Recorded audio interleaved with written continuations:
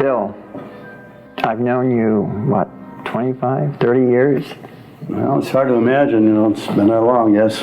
And I've always known Bill Mack to be the world's leading relief sculptor. Now, lo and behold, you bought the Hollywood sign, the original Hollywood sign. Why did you do that?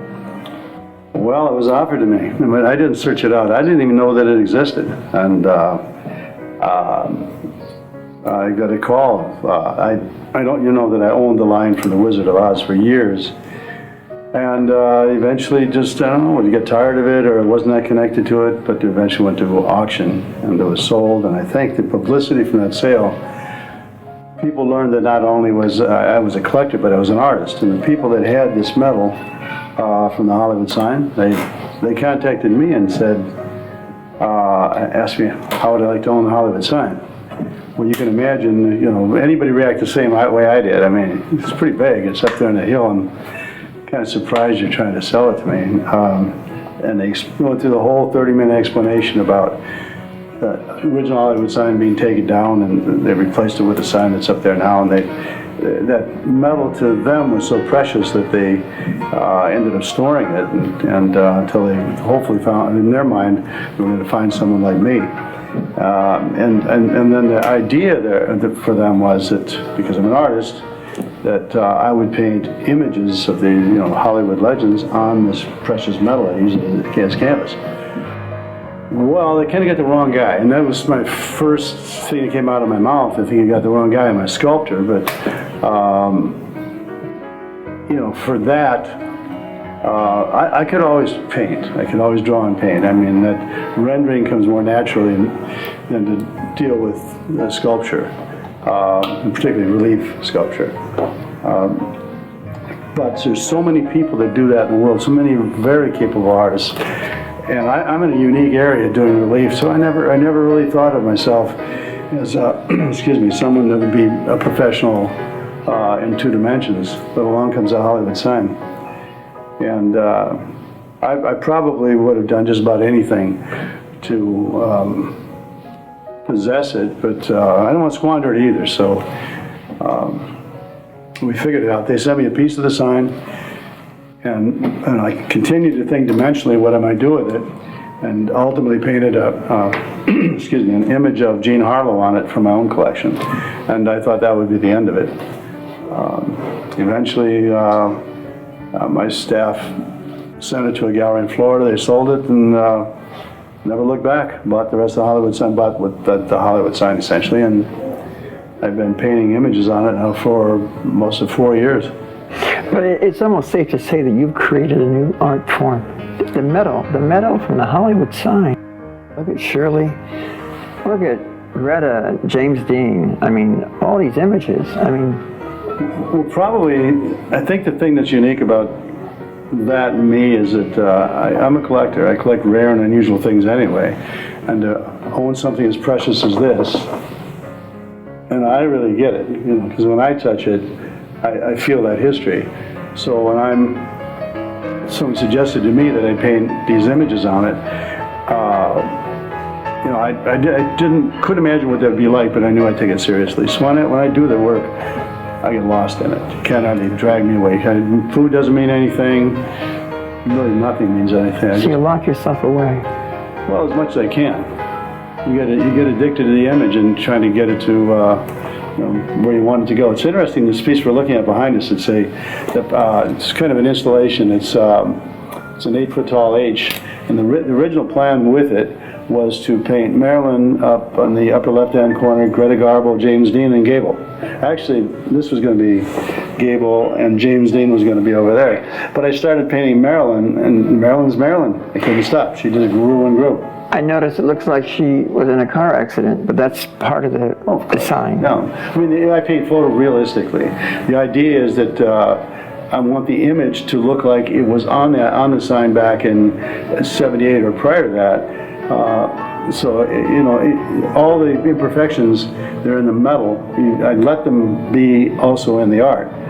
There'd be a rare occasion if there was a hole in the middle of the forehead. Obviously, I'm going to deal with that. But for the most part, you can see there's holes in her arm and her hand, and I think in all the imperfections of rust, I think it adds an awful lot to the character of the art. I think you have a special story about her. I noticed that you followed Marilyn quite extensively, not only in her career, but the poem that she wrote once she saw the Hollywood sign. Yeah, it's interesting, isn't it? Well, I mean, everybody, it's a word for dreams. The idea that someone can own that doesn't make any sense, obviously. And I think that when they contacted me or an artist, they had the right idea. The only way that someone needed to restore or use all of that material. It's precious. And it meant so much to Marilyn, it meant to Greta Garbo, it meant to everybody. I mean, it meant so much to everybody. The Hollywood sign was there before all of them. At one point, I don't care who it is, Brando was a young man.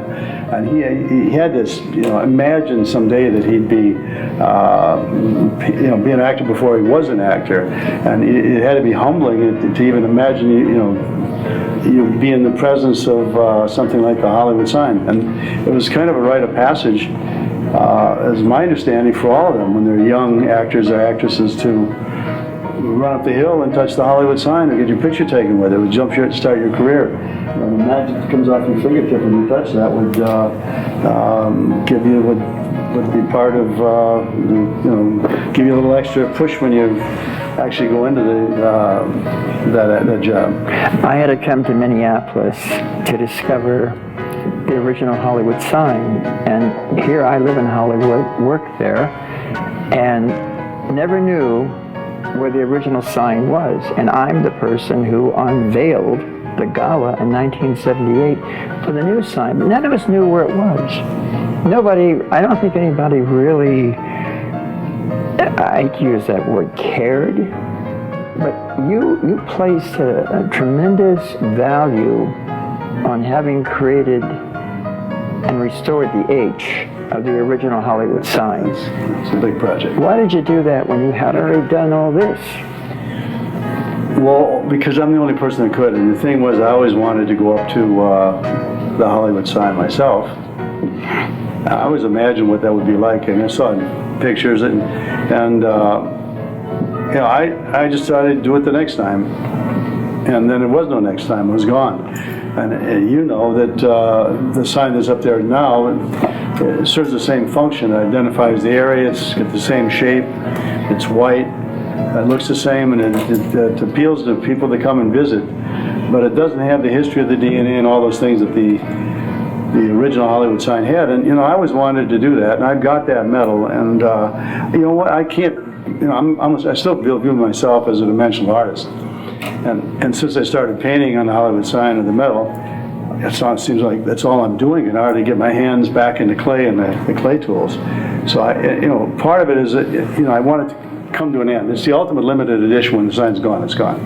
And so, two things. I think by using that much material to restore that H, really limits the amount of the metal that's left for me to work with.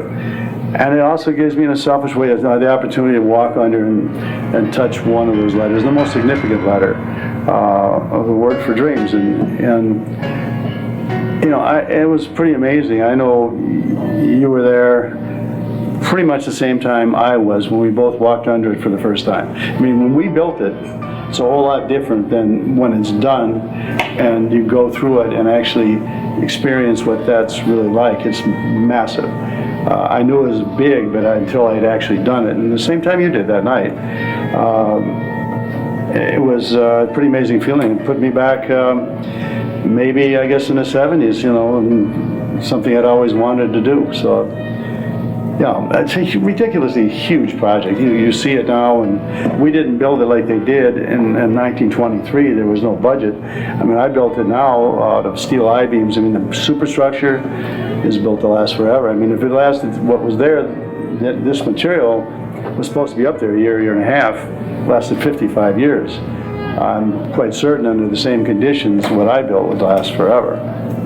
as we used to yell at I steal. You know, Hollywood is very temporary. Nothing really lasts very long. But what you've done is you've given a new appreciation for anyone who lives there and anyone who comes there, because no one ever tackled this. No one knew where it was. You can't give me too much credit because I wasn't smart enough to move forward with it right away. I mean, the thing is, you understand, you get a phone call from somebody and they tell you that they have the Hollywood sign. And, you know, I knew it was big. I didn't know the exact dimensions of it.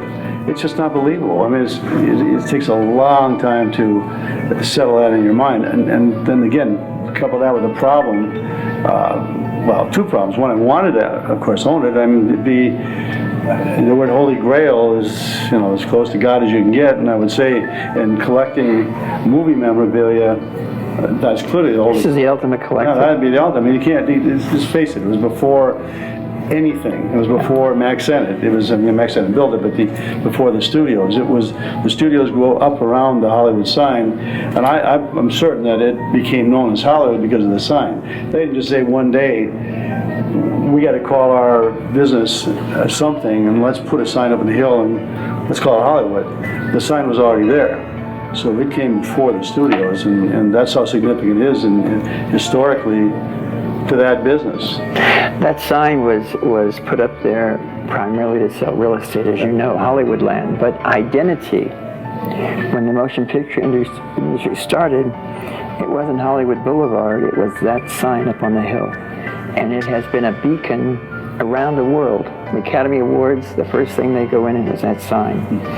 But to have purchased the original sign, now that's historical. You can't get any more historical than that. Well, I mean, purchasing, owning, being a custodian of it, having it, you know, that's an impossible thing, and nobody should do that. Nobody should squander it. They had the right idea. They had maybe the wrong guy, I thought, in the first place. Thank God they brought the painter out of me, because I always knew I could. I was always a draftsman. I knew I could draw and paint. I've always drawn and painted for my reliefs or any of the full round work as studies. I can do that. Again, I didn't do it because I was busy doing my relief, and I knew that I had a unique art form and a unique talent in that area.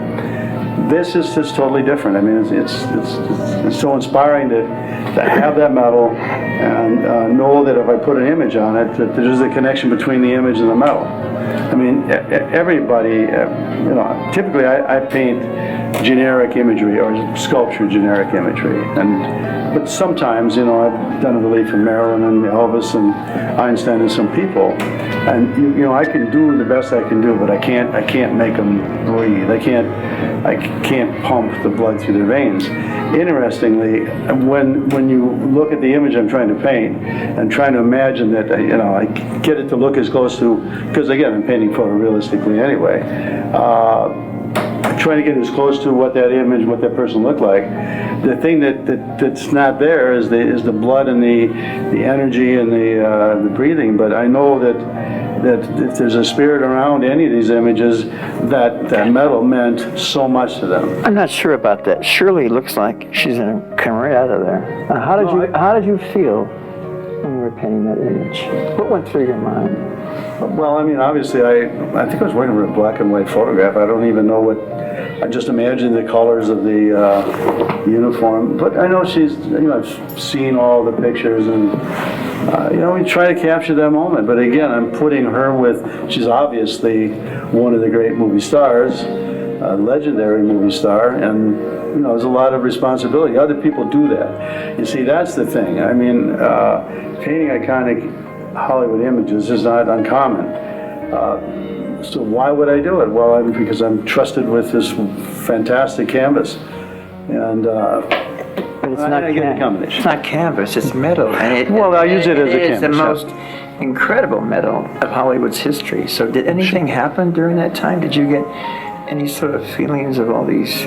John Wayne, Marlon Brando, this guy, James Dean. So you're trying to say that perhaps if I was worried about John Wayne's ghost coming over my shoulder and slapping with a rifle, I didn't do a good job. I know I do my best work. So I mean, in fact, I do think about them and that. I don't think about spirit, but I think about. yeah, if I'm going to connect Shirley Temple with that metal, I want to do it the best I can.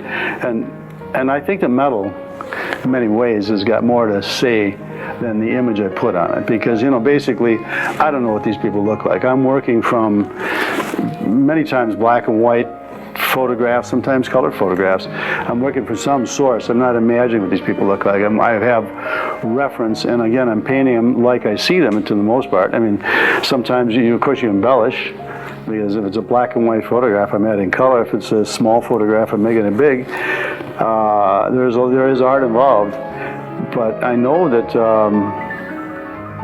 the whole thing about it, the thing that makes it exciting for me, is not accomplishing the image, it's accomplishing the connection between the image and the metal. And sometimes I did, you see all the flaws and all the imperfections in the metal. I think that speaks to the age, and when it goes across her ankles or into the bag or in her hair, there's some scratches in it, and all those things. I mean, this has got age, and it's really meant to be the period when Marilyn was there. I mean, we all know the Hollywood sign was there forever, and truthfully, when you said when it went away, I thought like everybody else, it went away forever.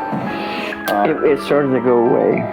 It slowly began to depreciate, and you'd look up there on the hill and you'd see a fallen letter, a dilapidated letter, and you wondered, when are they going to do something?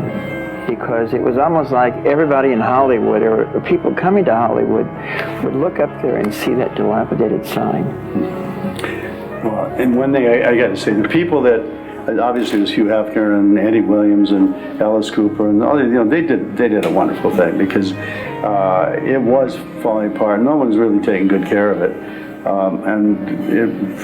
as it turns out, I think it was like $27,000 a letter. And didn't Alice Cooper dedicated one letter to Groucho Marx? I know what they did, I thought was wonderful, because nobody else was doing it.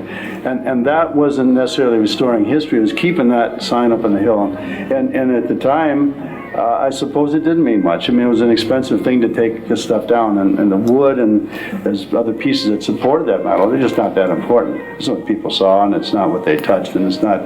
But the metal, I guess I'm not so positive how that happened, but my guess is that somebody that handled it just realized you can't just discard this, you can't throw it away. And it's got this graffiti on it, it's got those years of history. They didn't know about DNA, but it was there. No, not then, but I saw the truck. They could feel it. I saw the truck come up, and it had a big, like a hoist, loading those things in that little pathway or roadway above the sign. You're pretty old. And I'm very old, but not as old as you. All right, we'll talk about that later. I'm just kidding.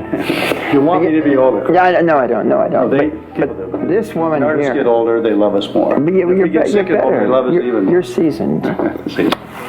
This lady, who always said she wanted to be alone, Greta. That's an amazing image of her.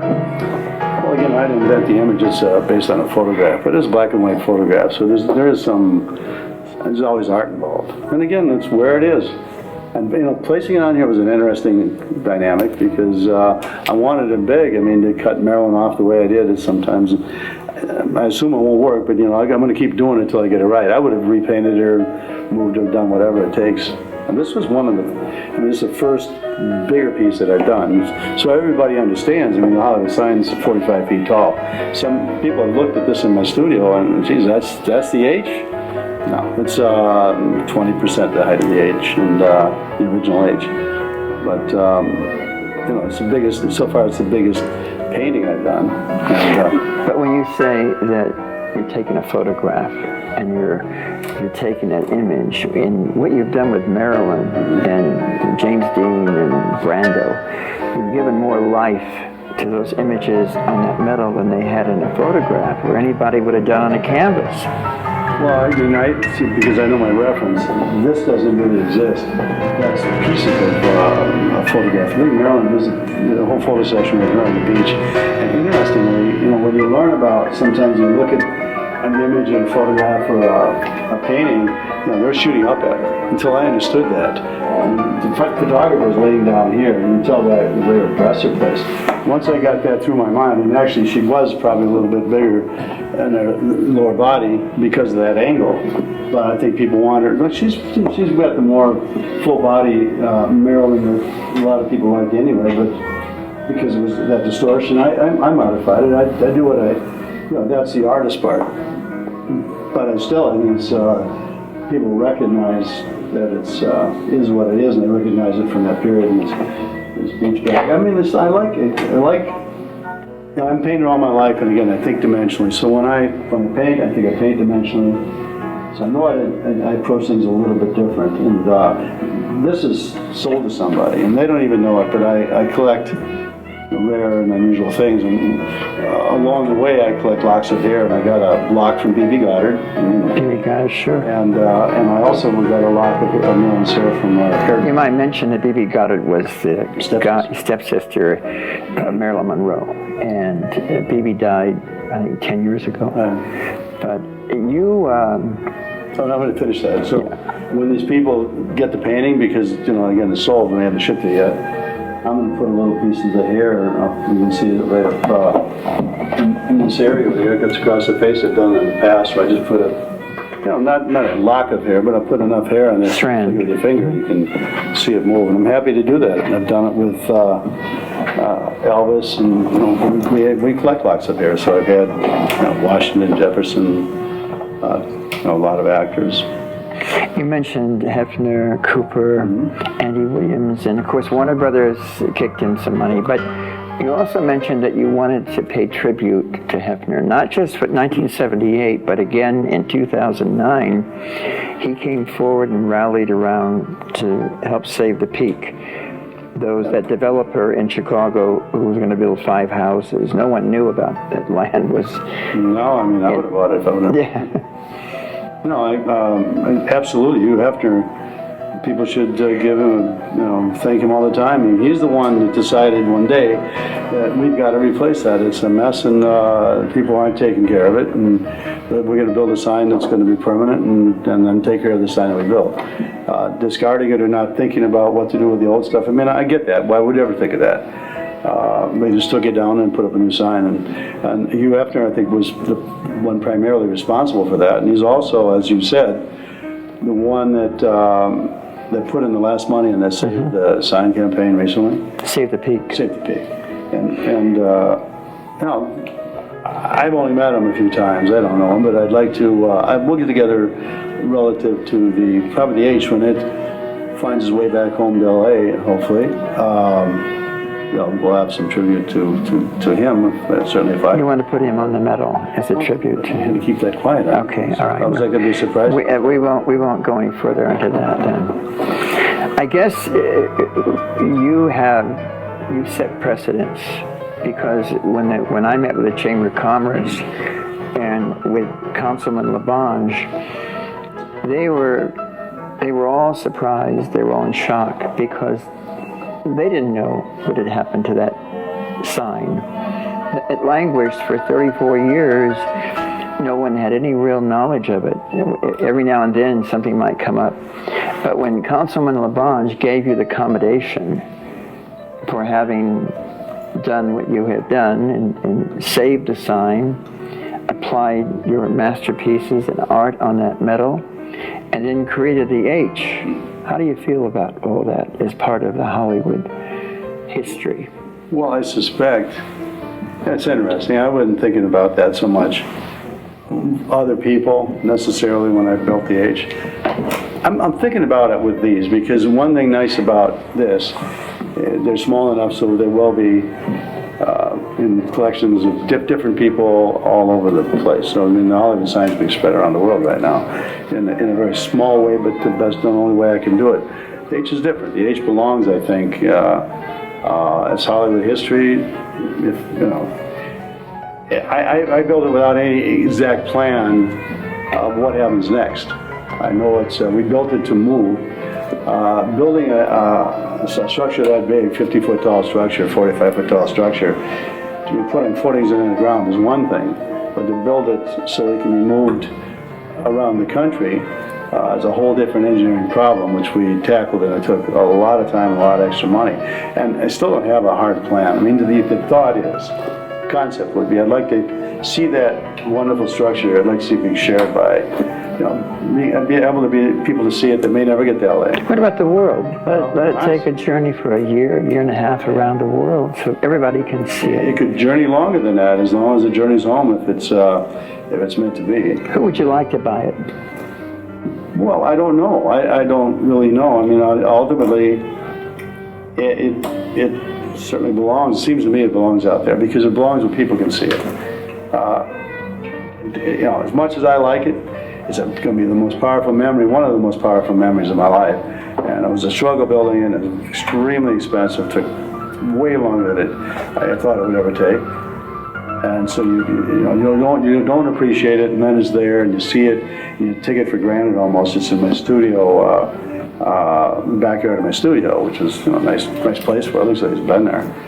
But it's shameful to leave, drive off this building, and not look over your shoulder. When you look over your shoulder and you see it, you just got to stop and enjoy it, because it's just going to be gone, and I know that. I mean, I've only got most everything you have for a moment in life. I mean, it's got history, everything. Whether it's anything I own doesn't make any difference, but this particular thing doesn't belong in some one person's collection. It belongs where people can enjoy it, and probably where they'd expect to see it. And, they can't really go up. As I understand it, the sign that they built, they're doing the right thing with it now, and they don't let people near it. No. It's being protected, and it's going to be there forever. So this may, I see, what would I like it? I'd like it someplace where people can go and visit it. Possibly, certainly I would imagine, get a photograph with it, maybe walk through it, and possibly touch it. I love to see people crawling on it. That's what they used to do on the other one. I've done a little bit, but I haven't done as much as I'm going to do before it goes. I'd probably hurt myself out there. That thing's big. Councilman Tom LaBonge wants to see a yellow brick road built to the H. In other words, he wants to see the H in Hollywood. I say Hollywood because it's a district, but it's still, around the world, it's a city, it's a town. They want to see it there. And I guess that means that you're going to have to reach out around the world to bring somebody into. Just don't know, Chris. I mean, it's one thing. I've only experienced it it was up for 2 weeks, and I was gone for a month. I was traveling for a month. I've been back for a week and a half. I haven't hardly had a chance to really spend time with it and enjoy it myself. A little bit here and there. And it's been nice to do it with friends and associates in business to the extent that we've been able to, but it's going to be gone soon. And it'll be on a truck, and hopefully it'll be traveling around. I like the concept, that yellow brick road concept. We'll definitely hand it to Mr. Councilman LaBonge for planting that image, but I'd like to see that yellow brick road go from here, all around wind wherever it's going to wind, and let it wind as long as it's going to wind, and eventually wind back home, because that's where it came from. That's where it belongs, I think. I understand you had an experience on a ship talking about. I did. It's easy to sit and talk with you. I know there's some cameras here looking at us, but I'm not really noticing them. But when you artists don't speak on a microphone. We speak to people one-on-one, and the thing that's nice about the Hollywood sign, it's unique and it's different. The problem with it, when you say that, they ask, what do you shoot your art for? I said, well, it's holes because they let the wind blow through. It's from the Hollywood sign. That begins the 30-minute conversation one-on-one. Well, in that environment, we had a show on a cruise ship, and they give us a microphone, and there might be 100 people out there that, at the start of one of these things, and I get really connected to talking about it because I'm a collector. I'm not talking about my art. I'm talking about that. And the biggest part of my love for this would be this, the fact that I was able to put an image on it. This is something God gave me the ability to do. So when I start talking about it, maybe the enthusiasm grows as time goes on, but that crowd of 100, we probably do 500, maybe even 1,000 people. And then we played a short clip of the unveiling, and Chris, I've thanked you personally and in other ways for what you said that night, but I don't think thanks are enough. I mean, when you have the same passion in growing up under that H, that Hollywood sign, that I think a lot of people do when they look at it, just that it's different because it was part of your life and you were able to say those things you said. And for me to, you know, I saw it that night because it was there with you, but I'm looking up at you from underneath it. When I saw it there, I could see that people were getting connected to your words. And then when this videographer played the piece of the H coming down, it was like this thing that I've been talking about, this inanimate thing, that structure, having a life, and they watched it die and pass away or go away.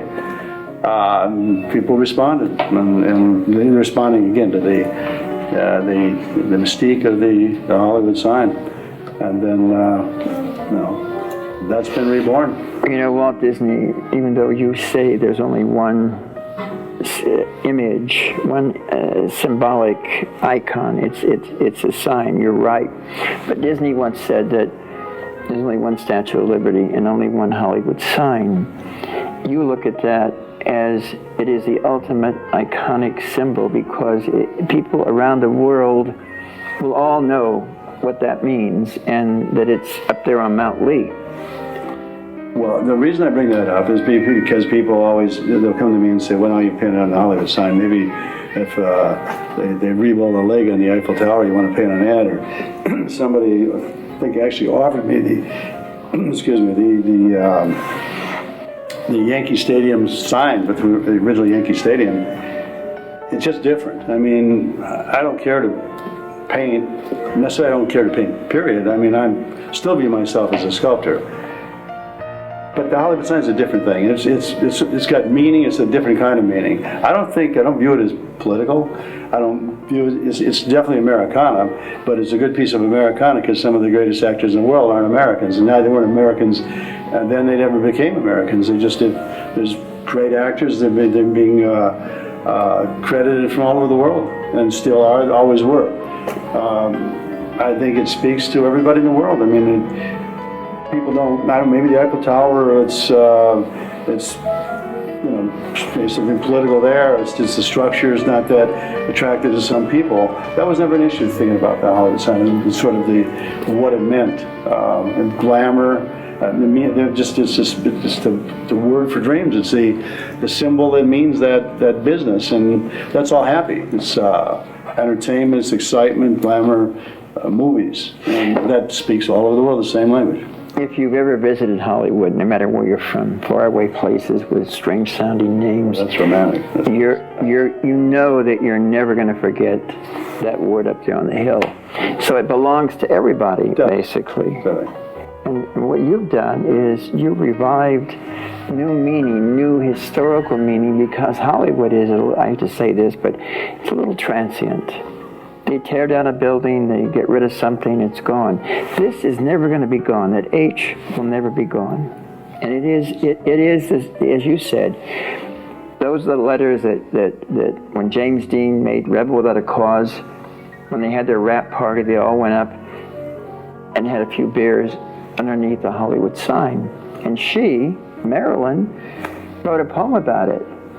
So it is the most historical image of that place called Hollywood that we have, and you forever preserved that metal on those images and that beautiful H in the back there. It's interesting how you put that, and I appreciate that. But see, it's a responsibility. You know, I had the ability to own it, and I've done right. I mean, it's nothing. You know, this is my job. This is how I make my living. This is how I take care of my wife and my family, and the people that work for me. But it's just one of those things that I'm able to do it. Was in the right place at the right time, and it's going to be preserved. Clearly, these things aren't inexpensive. I'm going to try and make them as accessible as I can, so a lot of people can have them. And you know, I can't paint any more than I'm painting. It's keeping me from my sculpture tools are getting rusty. What about lithographs? So everybody could have a little bit of that. And where do they? There's something. We'll figure out something so we can make it more accessible. But and everything is not. I'm not going to have all this big metal forever anyway. How much longer do you think you'll be doing this? Well, I mean, there's a lot of things could stop me. You know, or stop it. Something could happen to me. Something could happen to the metal. Something. I might just quit doing it. I don't know. But. Do you like doing it? It's an addicting thing. Again, But it makes you happy. Well, I'm very busy, and I'm a little overworked right now. And I've been traveling a lot, and yeah, I mean, the thing is, I've got a lot to do. I've got a lot of work to do. Do I like it? I mean, more than I love it. It's craziness. I mean, you start painting it. Time goes away. Before you know it, it's 2, 3 o'clock in the morning, and I got to have to get up in the morning like everybody else and get on with my next day. I mean, you almost have to. I'll probably become an alcoholic because I have a drink at 2 or 3 o'clock in the morning, wind myself down. I've known you because of this. I've known you almost 30 years, and you've done a lot of Hollywood events, and you always loved Hollywood. So this connects you permanently, forever, with Hollywood. Probably. So it has to make you happy. You have to have some... Well, I think, again, if I was really smart, I mean, I get a lot of credit for this, and I appreciate the credit, and I think in the end I figured it out. But a couple of things where I wasn't so smart. If I was so smart, first of all, I would have searched it out. I'm not that smart. I don't think anybody's that smart. They didn't even know about it. No, no one knew about it. So, I mean, if I was a little bit smart, except for the scale of this thing, when people contacted me, yeah, I'd have jumped all over it. And I really didn't because, again, the whole concept of owning was bizarre anyway. And why was it bizarre? Well, because of its size and scale. I mean, just the thought of, and because of it's so important. Again, what's it, the Magna Carta? I don't know what it is. It's the beginning of the entire industry. But it wasn't that easy for you. You had to take. It wasn't easy at all for me. The metal was all. I'm thinking this way. Well, there's a lot of problems after I got the metal, but my mind thinks dimensionally. I don't think this way. I think this way, and that's relief. It's a distorted third dimension. I've done it. I've done more than anybody. So I'm looking at that metal, trying to imagine. It's flat. It's barn tin. Essentially, it's a light gauge metal. You can shear it. You can cut it. It's flexible. Here's how stupid I was in a sense. In many ways. I mean, first of all, I'm letting it lay over there where somebody else might end up with it. And I'm trying to figure out how I can bend that metal and make something dimensional out of it. Well, it's just not going to happen. They suggest you make little words and so forth and put them in a relief on it. It's just never going to happen. That doesn't read to me at all. And I just gave up on it. They sent me a piece. I bought a piece of the metal from them, and it was this big by this big. And my studio office, and they're part of most days when I'm in town. I put it right outside the door, and everybody's kind of walking by it, not even knowing what it is. I'd walk out and I'd look at it every day, and I'd imagine, what am I going to do with this? What can I possibly do with that so I can own that wonderful piece of history? And just gave up. I mean, I tried to bend it, imagine, die stamp, form something. I couldn't do it because that's the only way my mind thought. And then I painted Jean Harlow for me. That's a transition.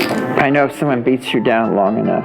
What's that? If someone goes after you long enough and beats you down, you'll do it. So you must have Well, I'm beat going to fail yourself. at my business, but my business is relief again. And trying to imagine, I had artist friends of mine that are made for, like graffiti artists, I thought would be excellent. Peter Mack has been perfect for the Hollywood sign. Why? He painted that time. He painted Beatles covers. He painted 747. He would have been. That's what he does every day. And Peter's a brilliant artist. And I really Look what you've done. Steve Kaufman was another one. He's gone now. But I thought that. Well, I'm thinking of this cannot just go away. Somebody's got to do something with it. And like I say, I painted for Harlow on it for me, and I never imagined that anybody else would quite understand. And they all understood right away. So that's history. And when you did that, somebody bought that right away. Yeah, somebody bought it right away. But I mean, it's interesting. I brought it into my studio.